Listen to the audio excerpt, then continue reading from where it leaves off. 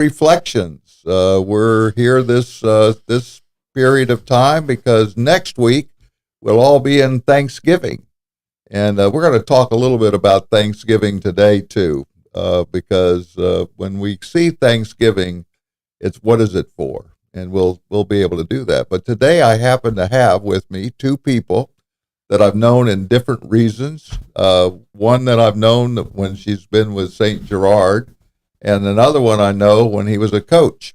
So we'll talk about the Glisson family here and be able to do that. But as we get started here, we also have to thank our sponsors, and they have been so great at being able to help us as well. And so we'll start off with the Shee family. Chris Shee, as you know, has been really the one that's been doing this for that family, and we'd like to thank them with our heartful thanks. Really, we just need to be able to do that with him. And we can also understand that family has been one of the most generous and just so active in the community and focused on families in St. Johns County. And also a little bit outside. I'm not going to go into that, but it's also outside because Chris Shee does it with all. But they also have the Tringali barn. I know that many of you have gone there for the shows and stuff they have and all the nonprofits that go there. They also do premier events and weddings. Yeah, they do that. They have a venue for that, and it's all great. And Chris Shee has done the leadership of all of this. And as we find out all the way, that this family continues to support and uplift countless local causes. The commitments to giving back takes a lasting impact, and I know that's a fact. I've seen it. I've been with it. I know it's happened. And we are truly grateful and thankful for the Shee family. It's just so much so that we wish that they could be together. But we know this, that we hope that you will do the same thing that they have been trying to do to keep St. Augustine a better place. So we thank them. And then we have DJ's Clam Shack here in St. Augustine, and you can see so many things there. It's right off of Hippolyta Street, not very far from if you're going straight down Hippolyta, and you're right there across from the parking area. You'll see that they have the best seafood, very flavorful. It's unbelievable. And I've eaten there, so I'm not just telling you what it's like. It's for real. And it's DJ's Clam Shack, where it's from the Northeast meets Key West, and I've seen that because I go occasionally and more regularly down to Key West to help the first responders, and we'll talk a little bit about that later, Sean, about the first responders. And they have one of the most incredible New England type foods that you could ever see. They have the conch fritters that would fill into St. Augustine and Key West, and they have all the food has been rooted in New England, and we have really some of the most base lobster rolls. Those are so terrific, and the great fried clams. I mean, just you name all of that. You can see that that's always fresh. It's always there. It's within the highest ingredients that you could see. It has everything there, and it's at prices you can approve and love. And it starts on Tuesday through Sunday from 11 to 9. So it starts in the late morning and to the a little bit later than early evening. It's a little bit later. Now it's dark a lot quicker, so we know that. But it used to be it was sudden it was good. So it's a spot to get a bite. Stroll the old streets of St. Augustine. Boy, that's a lot of fun too, and taste one of the best seafood experiences in the country. So thank you again, DJ Clam Shack, as well.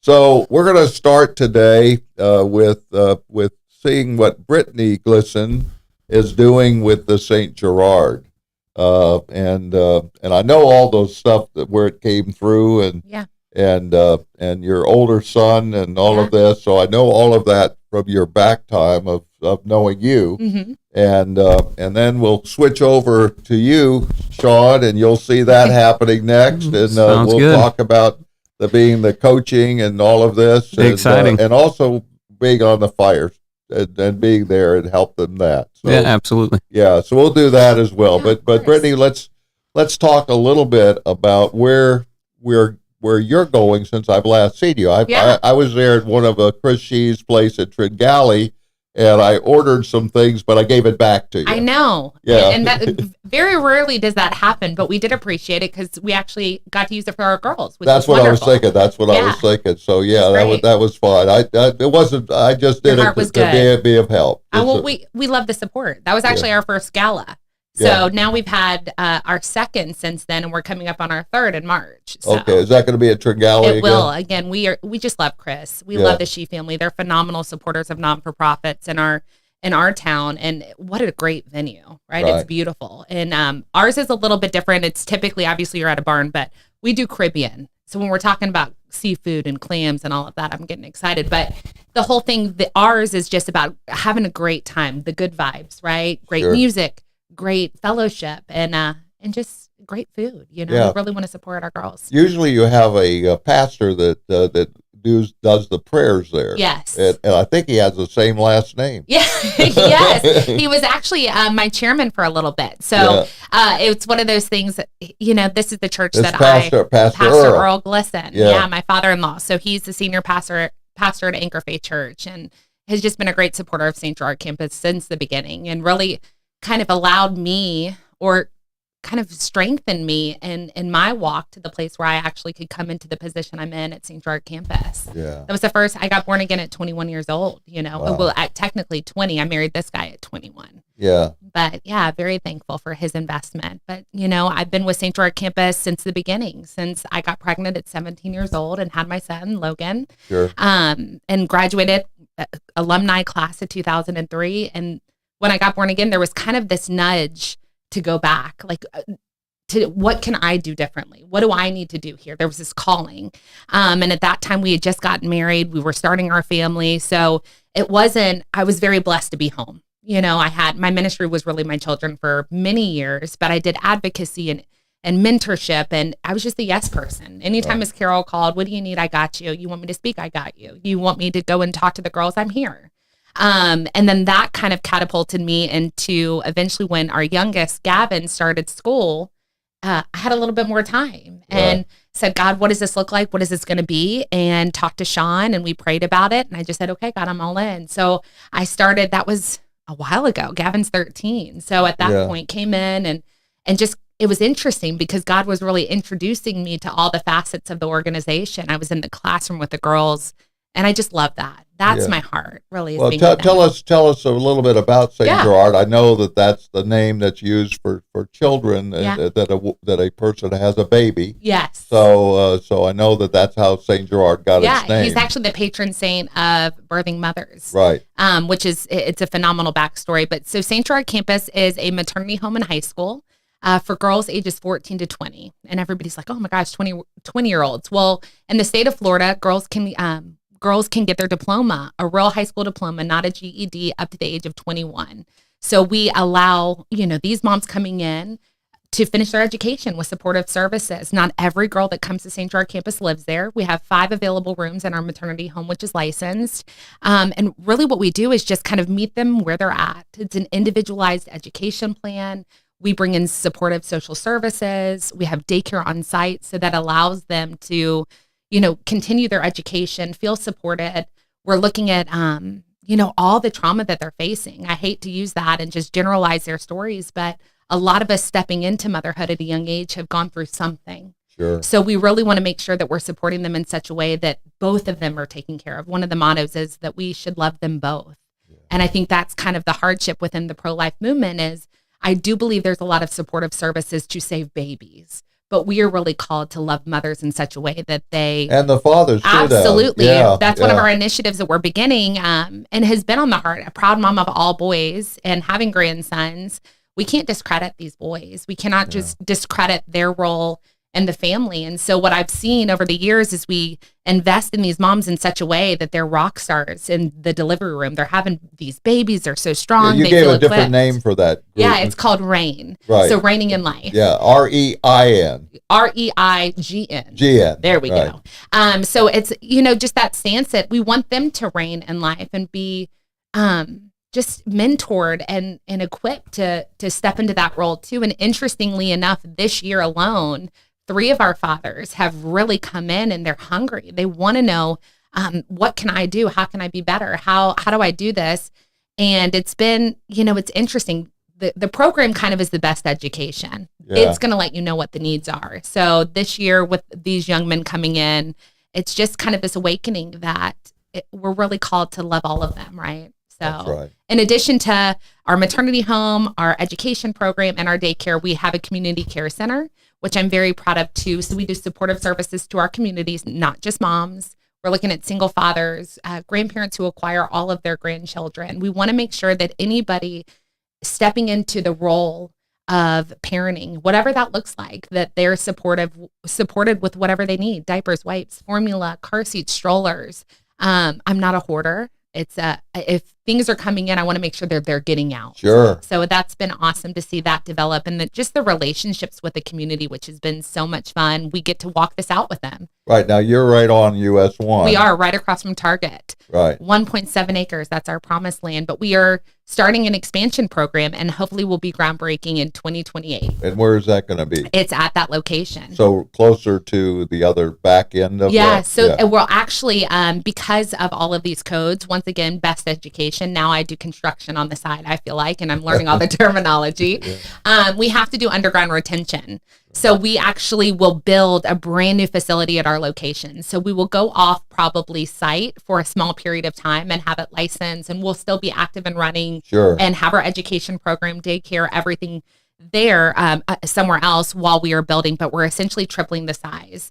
And it's not without hesitation. I think you have to trust God. And this is one of those things where I'm very comfortable. I like being comfortable naturally, Sure. but God is calling us to expand. We will triple our size in our maternity home, because what we're seeing is this huge need for housing. And for me, turning away girls is the hardest thing. We have to wait list them, but what we're always trying to do is refer them to a different program. Well, it's interesting you say that about housing, because that's one of the things I was going to talk about here. And frankly, that I've been working down in the Keys to be able to get housing for the first responders. Okay. And so first responders includes firemen, policemen, and the people that come out there to be able to do this. And so besides that, you could always add teachers and things too. Yeah. But right now we're just talking about the first responders. So tell me a little bit about you in relationship to what you're doing, because I know you're a fireman. Yeah. So I'm a firefighter EMT, and that's going to be your basic. That's the other side of that is the EMT side. Yes, sir. Which is your medical side. So that's your basic standards to get hired just about anywhere in the state of Florida. You got to be fire certified, and you got to be at least an EMT. So you got to have some sort of medical training. Right. A lot of the times, fire trucks, if you're on a fire truck, some counties, they'll have the ambulances where they only have fire medics. Some of them have fire EMTs, but a lot of the times the firefighters get on scene first, not by much, but they'll begin that medical assessment. So you got to be fire certified and EMT certified, and then obviously you can go paramedic. And so. Does that include going over to Ocala for the fire side or not? Because you do more medical side than you do just all of the things going. Yeah, so there's actually several different schools in the area. So you got Jacksonville's got a great school. St. Augustine's got a great school. That's actually where I went. They got a great dual enrollment program where, if anybody's thinking about it, they got a grant that'll basically cover all of it. And you can do the fire school and the EMT school. Ocala's got the state fire college, Right. so they're considered kind of like the gold standard, if you will. But I would put our guys up from St. Augustine against those guys any day. As I shared with you, that was where my brother was, who at that point in time had started off being a volunteer fireman, Okay. and then later became a captain. And I've shared this with you all pretty regularly on the show, because it still reminds me of everything here about the first responders. Because when Tim became the captain, he had a very simple thing, and that was that if it wasn't safe for him, it wasn't safe for them. Yeah. And so he taught at the fire college at Ocala. Okay. he also fought on and did so many other things, helping others. But one chemical fire caught him, and it was the fastest one they ever saw, and he ended up passing away at age 34. Oh man, I hate to hear that. Yeah, so I've never forgotten that because I was 14 when I was able. My parents let me name him as Timothy Paul, Okay. and so he was there, and he used to do all those things too. But so that's why I've been going back and forth to Key West right now, is to try to help them get this, because we found two entities of HOAs that are willing to pay up to $15 million over a 20-year period That's to awesome. be able to do it. It's just, for me, I don't understand why they can't do it. I'm having time, and I'm praying for all of them, and I hope everybody here does, because it's for real. This is not just another story. This is for real, of helping the first responders who don't have enough funding to do it in Key West themselves. It's so high. Yeah. So anyway, that's kind of where I'm at. So we'll get into that a little bit later about that, but more importantly about the coaching and stuff too. Yeah. But tell me how you happen to get involved with coaching. Well, my oldest son, he was never really into sports until later on. I think about 8th grade is really when he kind of decided he wanted to try some different things. And I was always like a football, baseball, basketball guy. And then, my lovely wife, she played softball and volleyball, and then she tried a little bit of basketball, but got too frustrated with that.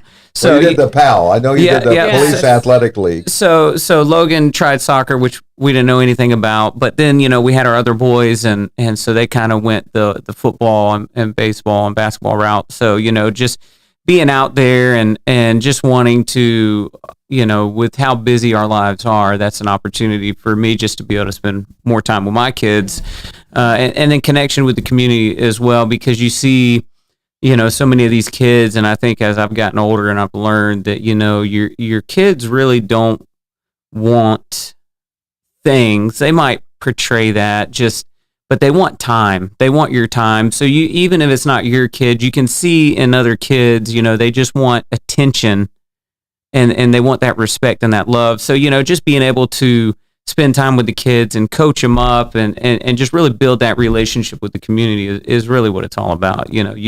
Our boys, ever since they're little, we'll get 7 or 8 other teammates wanting to come over for the weekend and hang out, and so people, for sure. yeah. So it's always fun, and just being able to build those relationships, but then also having some experience, making sure they're coached up the right way, and not being taught. Well, it would seem to me that one of the things that I've always known is that it's teamwork.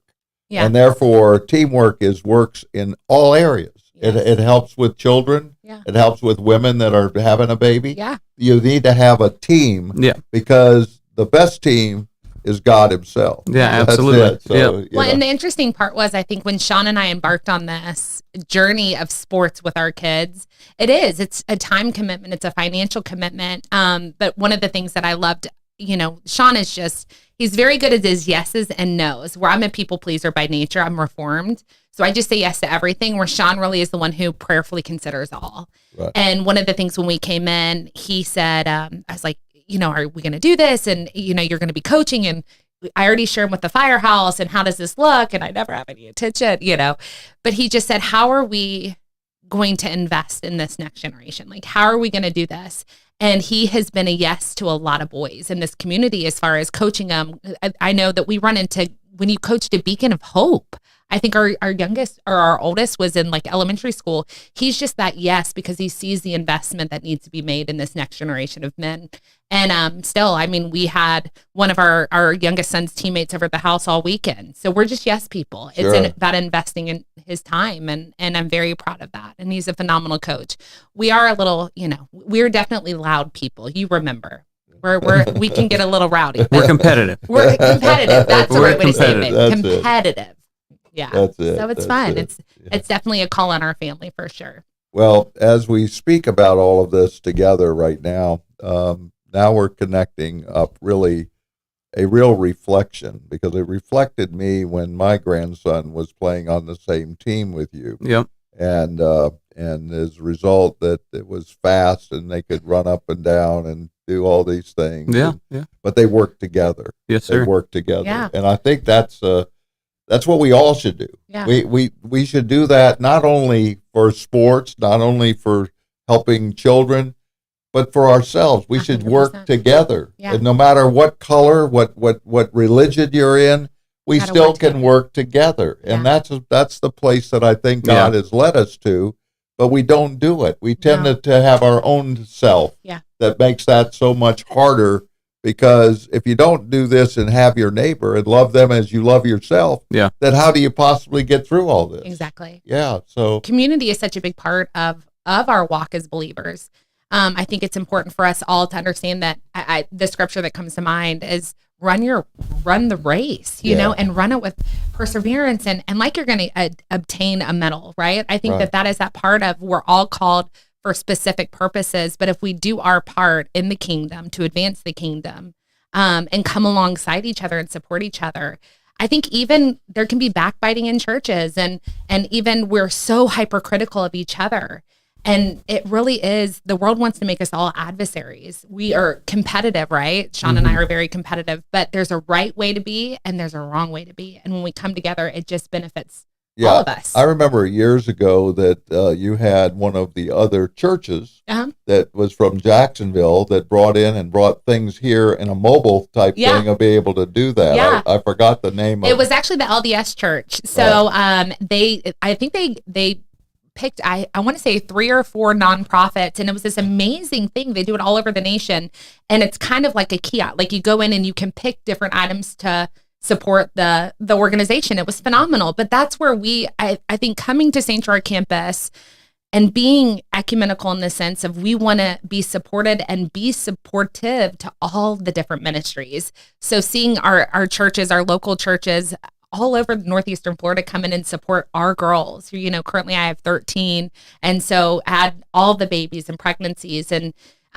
it's just amazing to see when the churches come together and we unify, we can do amazing things. That's right. That's you the know? team. That's Yeah, the team. absolutely. I think, Yeah. and we're all called. We are all called. We all have to be that yes. That's right. But obviously Sean is very good at the no's sometimes. He keeps me on it. He's like, no, we're not going to do everything. babe. Yeah, No, that's we're not right. going to do that. And, but it's been phenomenal to see the team of St. Augustine, the church, really come in and support this ministry. Well, I know that your dad has been the pastor there at the church. I think your mom is there too. Yes. Yep. And I know that somehow there was a connection where you all were working together on things that you were doing. Yeah. And somehow you got into that and went a little bit further with the church. Yeah. So tell me a little bit about that. So obviously Anchor Faith is actually where Sean and I met each other. I started attending Anchor Faith Church probably when I was 20 years old. My son was 3. And it really was this amazing time of equipping. We got married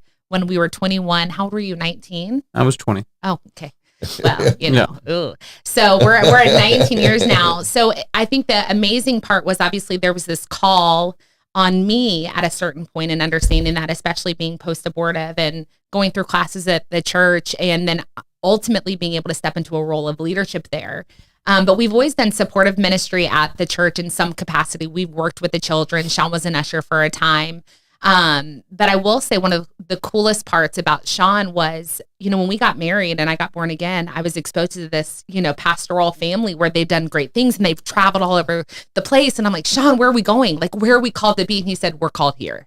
Like, it totally burst my bubble. Right. But he knew, like, I'm not called to pastor. I'm not called, you know, we're not called Sure. to move anywhere else. So when I say he's great at the nose, that's a perfect instance. Yeah. But he's always been such a leader in our home, and then obviously supporting everything going on at the church in some capacity. But when I stepped into this role specifically, I remember talking to my mother and father-in-law, and they just were like, listen, you got to hear God. You know, we're going to be in prayer with you. I know Sean was as well, and all of our family and a lot of the members of the church. And when it was a go, when it was a yes from God, and I heard it, you know, I know that I heard that.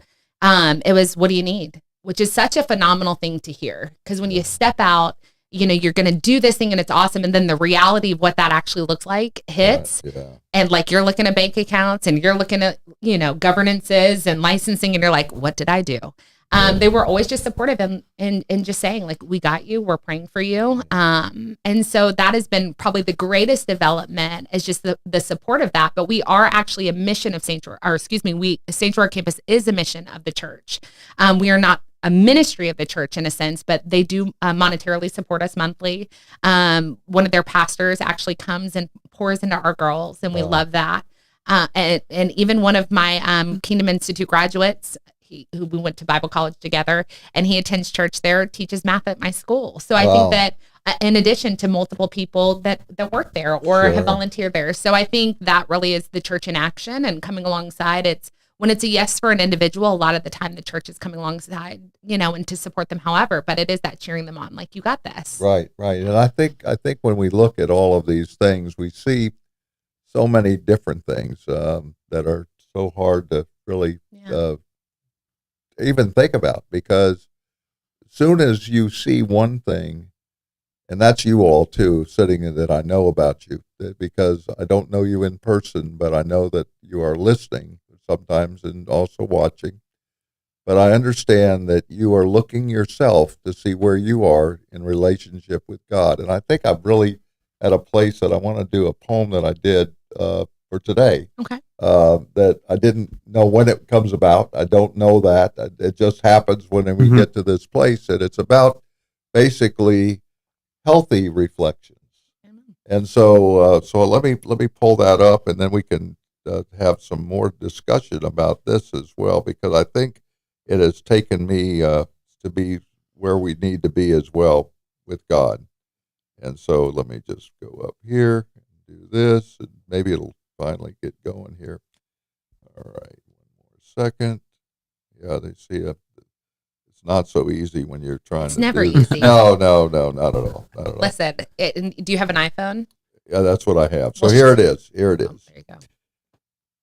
Can you see yourself deep inside, or do you worry that one day you will die? And all your hope and joy will go away? Maybe you forgot that every step you take will take you on a path of no resistance. But that is definitely not what love, peace, and joy is all about. Your fears can make you believe there is no hope now or in eternity. One Bible verse addresses why you should no longer linger while walking on that path. Today we can be thankful that we trust the path God leads us on, no matter if there are pains we hope would never come again. Now we see but a poor reflection, as in a mirror, then we shall see face to face. Now I know in part, that I shall know fully, even as I am fully known. That comes out of 1 Corinthians 13:12. It's your time when you are free, because God gives you more than all you can do or see. And you can reflect why you are here. Thank you, O God, as we give you thanks just as you always do for us. It's when God sees you believe, it will soon be a complete Thanksgiving day for all eternity.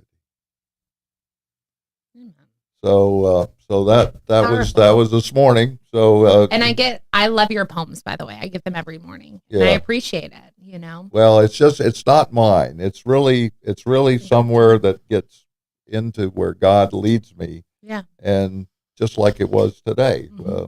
And so it's not, this is not about me. And I want everybody to be assured of that, because without that, there is no way to understand, because you can't do these things like that. There's nobody. I mean, I look at some of the other great poets of all time. Mm-hmm. They don't do these over in 10 minutes or 10 seconds. I mean, they just don't do it. Yeah. But you know what?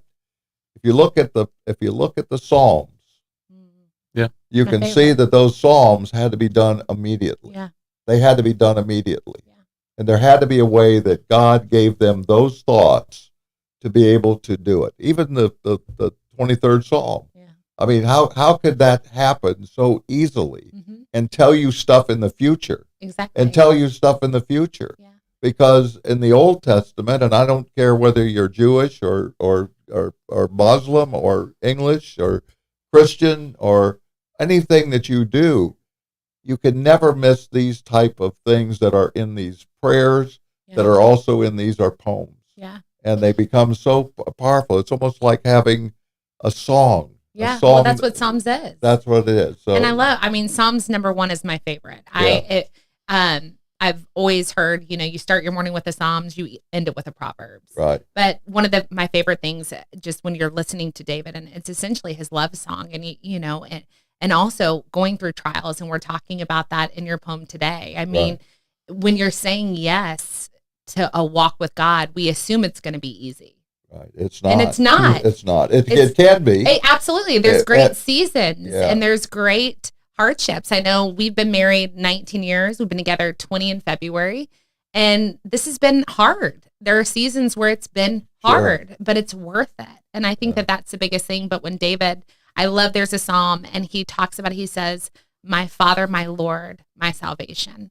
And it's such a big part of my reminder every day is that God will be exactly what I need in that minute. Some days I need him to be my dad. That's I right. just need him to be that loving father. And other times I need him to be my savior. That's right. And other times I need to be reminded he's my Lord. And you That's better right. get it together, girl. That's it. Those minutes. But that's how it is. But Psalms just has been such an amazing part of my walk and development. So I would say if you're starting your walk, start in Psalms. I think sometimes as believers are entering into this new kind of, if you're choosing, hey, what is this about? Even when I go into the jail with the girls, they get lost in it. If you put them in an Exodus or, Right. Kings or something, they're like, I'm out, So I'm always like, start easy. He's pursuing you. This is a love walk and he wants you to not be confused and stretch you out. He wants you to start seeing these little truths. And Psalms is such a great way, or the New Testament. I love using Matthew, Mark, Luke, and John too. That's it. But it is. I think that Psalms just has been an instrumental part in the development of my walk. Yeah, it's very interesting how that works, and even on coaching. Yeah. Because there's so many things within that area that it helps you see how to be together. Yeah. And it's really not coaching you; it's showing you how to coach. Right. Not only the rest of that part, but it's showing you how to coach, how to do it with each other, Right. how to help them do it. And I've always liked Solomon's very smartness that he is, Yeah. and just having been the son that came in, and then he had everything, had everything. And it was very interesting for me about the one child Mm-hmm. that two women come in and say it's my Oh, child. Yeah. So I'm thinking of that as we're thinking today. I'm reflecting on this because it seems similar to what we're both talking about together. And here it is that you had to be as smart as Solomon. What a wise response. Yeah. It is. Yeah. So when the lady who was really the mother Yeah. Said was absolutely willing not. to give him up. Yeah. Yeah. 100%. Well, yeah. And what he's Otherwise, he was going to kill the one that was there. Yeah, He was it going to said cut him in half. cut them in half and give one half to the one mom and the other half to the other mom, and the true mom was willing to Right. sacrifice that relationship with her kids so that he could live That's ultimately. right. Well, that's the way he knew who it was. Yeah. Yeah, what a great way to be able to answer these questions, because we get that wisdom that 100%. comes out of there as well. The wisdom is so Yeah. important to us on Yeah. everything we do. Well, I think the thing is it's that discernment too of right and wrong things. I know that we talk about that with our boys a lot, whether it has been Sean as a coach or a firefighter, EMT coming into whatever situation he's coming into, you have to be led. Oh, You yeah. have to hear, and every situation is different. And even with it, when you're looking at this woman these two women, you have a right and a wrong side, and so there's this chaos and there's this kind of contention.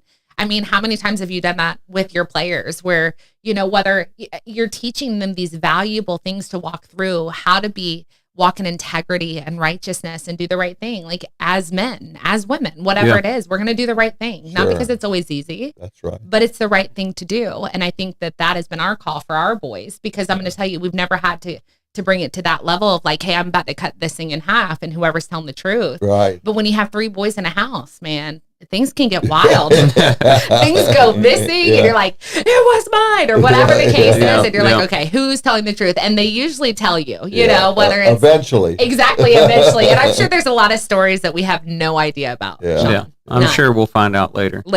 Yeah. That's it. When they're all adults, yeah. I'm sure we'll hear we see some it, good stories. but that's the joy of it, is walking it out together and knowing that God is with us and he's in us and he's going to show us the right and wrong things to do as parents, as husband and wife, as friends, as whomever we have to be in that role. Well, and what we always know that really seems the best is even when you do something wrong, Amen. You have to be willing to say it. Absolutely. You have to not be afraid. Yeah. And you may lose something. Yeah. You may not be able to go outside that day. You may not be able to go to a sporting event. Exactly. You may not be able to do that.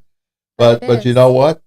At the end of the day, you'll remember that truth always wins. Absolutely. That truth always wins. It does. And so we know that with God. Yeah. Because that's what God is. God is truth. Yeah. And therefore we know anytime we have something going on, we know it's true. Absolutely. We don't have to think about it. We don't have to do it. There's never been a change at any time about the truth of God. Well, absolutely. And we've always said too, and I use this with the girls at school, but also with our boys, is, darkness always comes to light.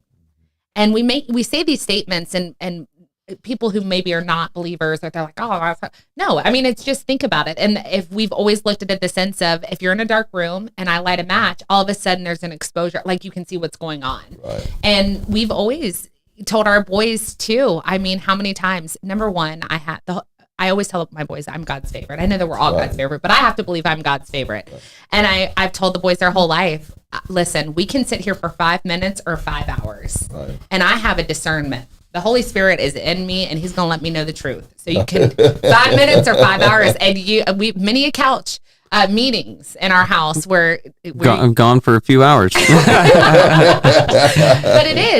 it's the truth coming to light. We're gonna do the right thing, and it doesn't mean that we can't be disappointed or upset, but there's always the redemption that needs to happen, whether as a parent or even in our walk. When we're talking about who God is, he is the Redeemer. That's right. And he's the Redeemer of ourselves, right? He's going to bring us into right standing again, but he's also the Redeemer of time. Yeah. I think as many times as we have failed as parents, and we can look back, or even in my individual walk, he will redeem that time, which is powerful to me, because sometimes we feel like that. Yeah, but just like God, the Navajos don't believe in time. There is no such word. Yeah. There is no such word as time. Yeah. It's just purely, they don't use that in the Navajo language. And I understand it, because it's dark and light. Yeah. It's always dark and light. Yeah. That's how we know what it is. Yeah. We know that side of it, because when it's dark, it's night, and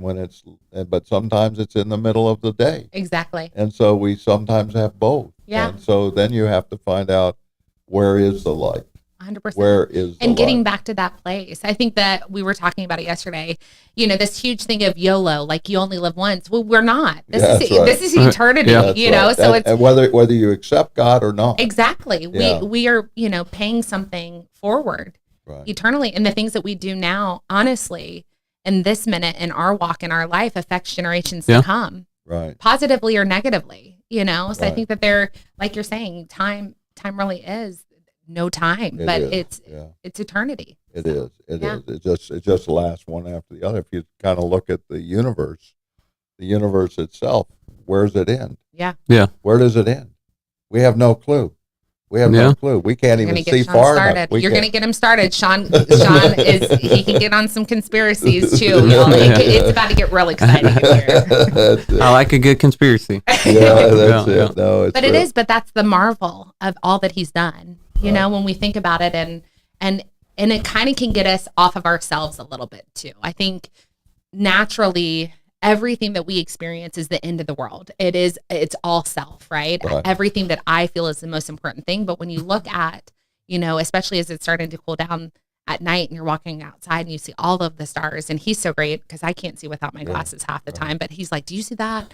That's a planet or something. And I'm like, I don't see it, but I know it's there. Yeah, well, you can even see the satellites when you go out there as well. So we used to have a place in Santa Fe, and you were up a mile up, and so and you're not very little lights around you because you have the mountains on both sides, and it's so good to be able to see those stars. Yeah. And the more you can get to see them in places on the water, for example, when it's a clear day and you're away from all the lights, because what we've done is like here, we have lights on and you can't turn them off. Right. And so at the point that you go together, when you have just the stars and all of the things coming in, you see the things that have been happening over through the beginning up there, Alaska, and then down Montana, and then New York, and then came here. We saw what was happening in all the stuff with the Northern Lights. The Northern Lights, but we don't rarely see it. Because we're so far down. Well, we're supposed to be taking a trip to Montana in the end of May, so I'm excited. We'll be able to have that. What do they call it? Light pollution. That's so, right. That's so we'll be rid of it. Yeah, we'll be up in the mountains, and hopefully we'll be able to see some big sky and some beautiful incredible. stars. Yeah, I've been out there on the water doing the same thing, and I was on one of these big ships that are basically those that you put the all of the various parts on it, including the sails and everything else, and they would shoot it with a kind of one of those things that you can shoot all the way and see what things are where it is. The laser. That's right. Yeah. So you have that laser showing up to that. And you could see by putting it around, you could see it was a dog or it was whatever it was. Oh, yeah. And it was so good to be able to follow that up when it was that dark. And that was the first time that I saw the Southern Cross. Was on that trip. That's awesome. And so, the Southern Cross when it was coming up over there, it was just amazing to see that. So, So we're so close and all of that together. But let's go back again a little bit more about St. Gerard. And what's you've told me that what's going to be happening shortly. Yes. When does that start? So hopefully, like I said, 2028, we'll go ahead and start groundbreaking. So everybody just be in prayer. So you're getting permits now, or yes. Is that what you're doing? Yes, which is so much fun. Yeah. Welcome to St. Johns County, every county, I guess. Yeah. But so it's an expansion program. So we will triple the size. In the sense of services provided. So our housing will actually go to 15. So 10 residential rooms for our student body, but also we're going to add a transitional element, not to infringe on maternity homes that are servicing girls over the age of 18. This is specifically for our girls who have graduated out of our program or are coming to an end and need just some additional support, whether they are having an issue getting in a maternity home because a lot of maternity homes are waitlisted, or they're just needing to be with us a little bit longer for the accountability, the growth, all of those factors. So they would be able to attend college and start How long will they be able to stay with you? We're looking at, we're trying to finalize those numbers, probably up to a year. So some of our girls graduate early at 17 years old. So a lot of the time they can't get into another maternity home and they're ineligible. They're ineligible to sign for leases. And we don't necessarily want to send them back to a place if they've come out of something traumatic. And we, in St. Johns County, any county meeting you sit in, housing is a huge factor here. Affordable housing being one. That's statewide. Statewide nation. When we're looking at it. So we're really excited about that, formulating that part of the program. Our education building will go to 3 rooms. And then our daycare, we're tripling in size too. Not obviously as we're growing as an organization, we'll have to build that part of our program to support that growth. Sure. But also because we want to be able to support our graduates and other families within our county and community. It's huge. The wait list for daycares is crazy. I think with our oldest son, I think I was on the wait list at Anastasia Baptist, shout out. I think for 4 years. I mean, from the time I was pregnant, I wanted him to be at this. It was such a great program. And I think I got a call and he was like, I'm like, well, he's starting VPK now. I don't think we're needing this service anymore. So when you're looking at just the growth of our county in general, this is another great asset because our heart really is for all moms, all families.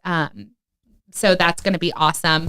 We will, in addition, have our community care on site and then build that to expand. We're doing referrals as well. Okay. We want to make sure that we are networking with other non-for-profits and coming around to collaborate. I know you do Alpha Omega as well. Oh, phenomenal. We love Alpha and Omega. So Lisa, I know that they are pretty close to ending their expansion. Right. So they'll be able to facilitate more help. But absolutely, I think that has been the amazing part of stepping into a non-for-profit in St. Augustine is the camaraderie really has been that we're all coming together and where you end, I begin. So we want to make sure that somebody coming in, whether it is a referral to an Alpha and Omega or a Betty Griffin, or anything else, the COC, all of the Epic, like these wonderful services that we have in our community, we want to make sure that we can facilitate that. But one of the biggest factors when you're looking at growth is sustainability of programming. I mean, what would it be if I built this huge building and we can't sustain it? So we are looking at putting a thrift store on our property. Because we get a ton of donations and we love our community, but this will be a way for us to actually support and sustain our program as well. Because you guys are all donation driven. Yeah, 100%. I think, you know, thank you, babe. Yeah. You're phenomenal at this. Yeah. I just more in love with you every minute. Yeah. That's how they fund everything. So when, some of the concerns with expansion and all that is, how do we keep the lights on? How do we, keep toilet paper, paper all towels, all the things that come with it, especially when you don't have a set budget or, income coming in. It's all based off of people giving. So thank you. Yeah. So it's hard. I mean, this is definitely the faith walk, but looking at it, like he's saying, for sustainability purposes, we want to make sure that we can fund, because, the national temperature, like when you're looking at donations and grants and all of this, federal funding that has been suspended, or it puts nonprofits at a real high risk. Well, that's what's happened this last year is that the cost for the nonprofits are they're all needing money now because that money has gone from the government. Yeah. And and that's a big part. So we haven't ever really taken a lot of federal funding. We did receive a state appropriation for our expansion program that we're going to be doing, but very minimal. And right now I'm kind of thankful, to be honest, because we weren't expecting, or that that's not something that's regularly coming in. Exactly. Right. But it is affecting us in the sense of when you're looking at Episcopal for our daycare, which is a state service, or you're looking at SNAP, which a lot of our girls are beneficiaries of. So I think they weren't able to get it for a short time. And thankfully they're at a program like ours where we're sending them home with food. Epicure is an amazing organization that we partner with, and we get donations from them. And I mean, my gosh, I think 2 weeks ago we got like 20 pounds of chicken for everyone, but it's just phenomenal. So we're able to step in when all of these other things are kind of falling apart in these girls' lives, and really turn it back to like, hey, he's our sustainer, he's our provider, and we're not going to go without. But we're definitely excited, a little nervous. This is one of those minutes where you really go, this has got to be you, God, because if it ain't you, Lord, I don't want to do it. So it's been exciting. It's been very, very exciting. I know Sean he's such a great supporter of me when I'm coming home. I'm like, I don't know. He's like, you got this. Like, we've got this. It's going to be good, So he's stretching us for sure. That's it. Well, the optimism is really important. It's always very good to be on the optimist side rather than on the pessimist side. Yeah. But you still have to be willing to take the risk. Yeah. And that risk though is very easy with God. Yes. And if he opens those doors, you can go through it. Right. If the doors seem locked and you can't get in, even when you ask, and that's very rare, very rare, but that's because you really didn't believe. Right. And you didn't really believe. So he's moved by our faith. Something we were going over with the girls just recently. We're doing a Bible study with them in the morning. It's called Daughter by Allie Parson. It's just a phenomenal Bible study for our girls specifically, but it was talking about when Jairus, when his daughter was dying, and he comes to Jesus and is essentially like, hey, I need you to come now. Like, my daughter is dying and all of this is happening. And, the way it is visually that Jesus is just kind of showing, he's not in a hurry, he's not in a rush, but the woman with the issue of blood touches him. Yeah. And he stops everybody and he's like, hold the phone. Somebody touch me. Like something, power has left my body. And what we were telling the girls is he was moved by her faith. Yeah. Her faith. But it's also, the fact that Jairus went and the faith to go, okay, I need to go to this person. He was a synagogue leader. And I know where I need to go. I'm going to step out in faith and the ask. But that's what moves God is our faith. Yeah. Well, you see that on more than just one. You see it with a military person. Oh, absolutely. That his son was ill. Yeah. And he just said, go there and he'll be there. Yeah. Exactly. That's it. So, if you look back at all of those things, the parables and all of those things together, you can really see something why when you read the Psalms, that those particular parables are somewhere already in it. Yeah. And so you don't understand it until you see it directly. Exactly. And revelation is right huge. now I've been working on what's called the Wayward Rivalry, Okay. which I've been working on for years. And my editor passed away, and then Joe got ill and passed away.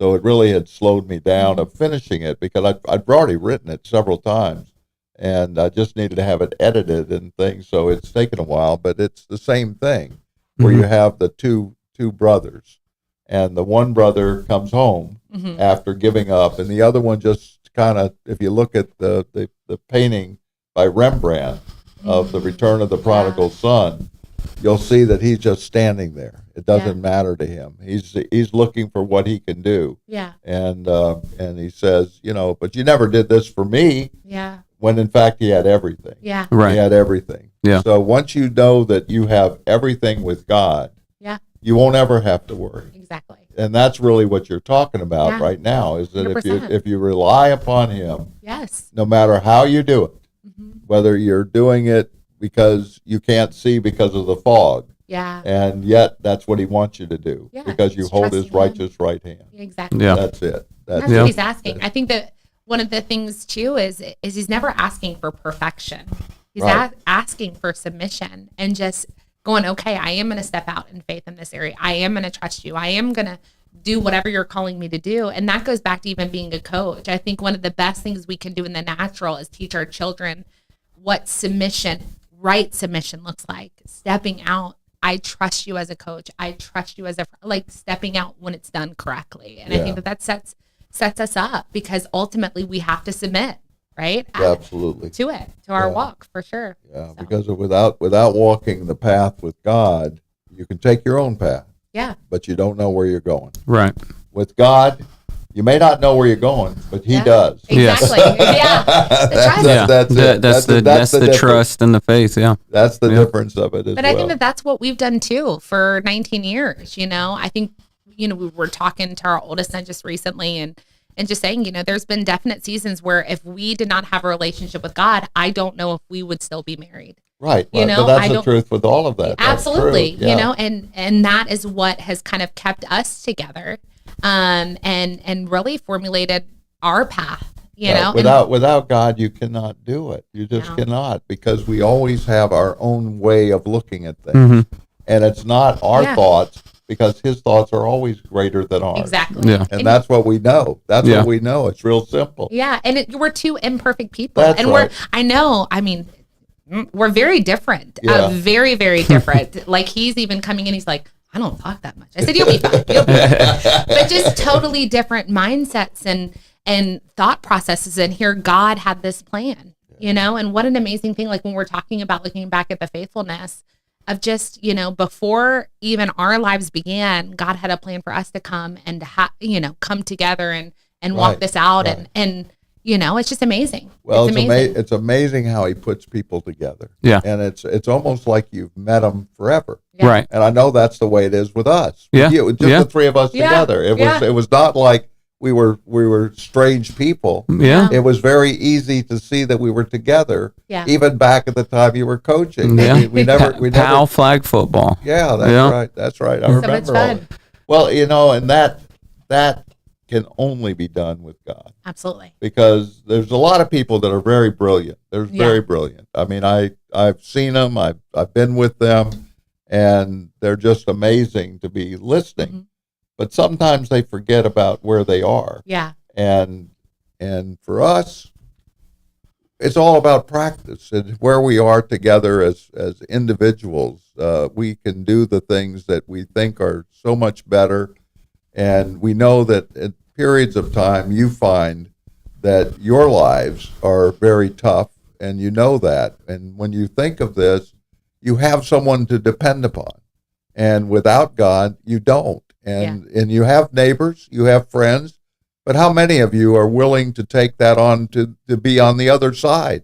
Have you knocked on their door and said, "Can we help you?" Yeah. Yeah. You know, and so that's great where I call. think it should be, is as you're going through all of this, Mhm. that there is nothing less than knowing each other. Yeah. And that's really how it is, because Yeah. you can know each other from the very moment that you see them. Yeah. And then the rest of the time is you might have to learn who they are. Exactly. Yeah. Yeah. And I think that people are people. I think people fail. People do things that hurt us sometimes, even in the body, but how we operate too with, like you're saying, the service to one another, forgiving each other. People fall short all the time. But if we decide to be the leader, I think going back to the scripture where it says, the greatest leader is the servant of all. That's right. It has what to if- be the servant. Yeah. the How servant. phenomenal is that, That's- Yeah, that's the thing. I remember when I went to Ukraine that I wanted to be a second person, not the lawyer that Yeah. I was. Yeah. And I ended up doing that. Yeah. And I didn't even have a person there to help me to be able to transfer the money and be that person.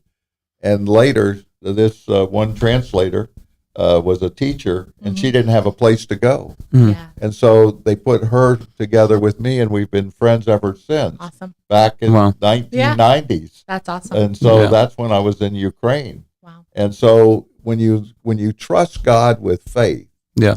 he will take you where you want to be. Yeah. And that's really the key, is that, because faith without works, however, never works. Yeah. And so you have to have both together. Yeah. They both come together. You have to trust him and follow him, and he will lead you to the path of righteousness. Yeah. Yeah. We know that from Psalm 23. Well, Mhm. yeah. And I think the biggest part too is it's better than we can ever imagine it to be usually. Can. And if we try to do it in the natural, Right. I would be too terrified the majority of the time to even step out. I'm like, no, I'm good. Like, but That's right. it is that That's minute right. of, okay, I have no idea how we're going to get there. Like even in the current, stance that I'm in with this expansion program, if you Sure. had told me this when we were first married, that you were going to embark on any of this, You I would- would have never even stepped foot back in St. Gerard That's campus right, because that's I would right. have been terrified. Yeah. But he does the equipping. He is speaking to people on our behalf. He's breaking all those doors down like we're talking about. If I was trying to do it, I couldn't. But it's Yeah. only God who's doing it. Well, And he deserves the glory, not us. that's you right. know? That's Yeah. right. And anything else that you have to add to this? Because I'm going Yeah. to talk a little bit about Thanksgiving here in a minute. No, I think like you were saying, when we have the faith, we have to step out.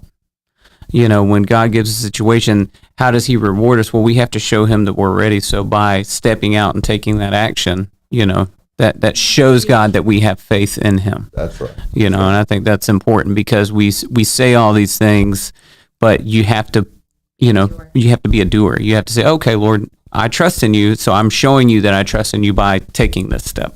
All right. Well, let me kind of wrap up for us today. All right. And it goes so quick, as you now I know, it's so crazy. So it's there. So I want you to know that that by the next time that you see this show, it'll be after Thanksgiving. So I want to be sure that all of you, if you have somebody that you know that needs food, help them. Yes. If you have people that cannot walk, help them. If you have people that you see that are on the street that are always begging, well, sometimes they really need it. And that's something that God will lead you to. And so today is the last time of this week that you'll see this, except you'll be able to hear it on Sunday or on YouTube or Facebook or whatever all that's going on. But I want you to know that I want you all to enjoy the thanksgiving to God. Yeah. Give all of that thanks to God, and he will give you all the giving. Yeah. And that's really all I care about. And you all have a great day and enjoy this time, and hopefully this week will be something that's so good for you and for you as well, Yes. Brittany and Sean. Yeah, Thank thank you for being with us. Yeah, And absolutely. we look forward to another day. Thank you, God. Thank you for this day. Amen. Thank you.